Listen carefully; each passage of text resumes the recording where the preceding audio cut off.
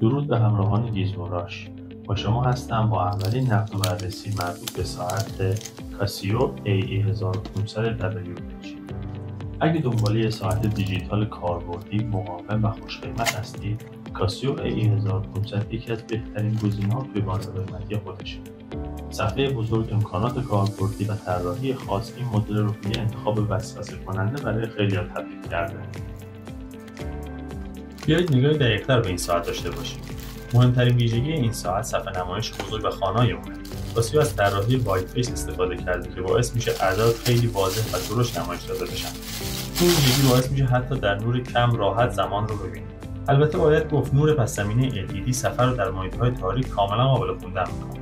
عمر باتری 10 ساله از ویژگی‌های جالب این ساعت.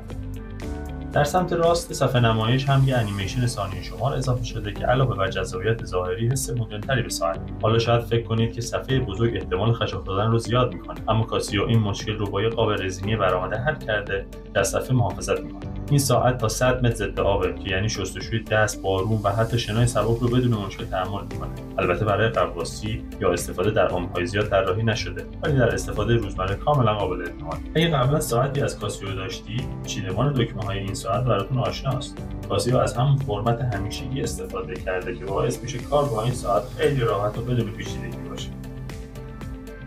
در مقایسه با مدل‌های گرانتری مثل جی شاک، قاب این ساعت کیفیت پایین‌تری داره، اما همچنان ساختار مقاوم و سبکی داره که استفاده طولانی مدت رو راحت می‌کنه. بند رزینی ساعت هم حس خوبی روی دست داره. در نهایت اگه بخوام جمع‌بندی کنم و اینکه آیا ارزش خرید داره، باید بگم اگه دنبال یه ساعت دیجیتال با طراحی جذاب، امکانات کامل، قیمت اقتصادی هستید، AE1500 یک گزینه عالیه. صفحه بزرگ، مقاومت بالا، قابلیت‌های متنوع باعث میشه این مدل توی دست ساعت‌های دیجیتالی اقتصادی یه انتخاب هوشمندانه باشه. اگه تجربه استفاده از این ساعت رو دارید، نظرتون رو کامنت کنید و اگه از این بررسی خوشتون اومد، کانال رو سابسکرایب و اینستاگرام گیزموراش رو فالو کنید.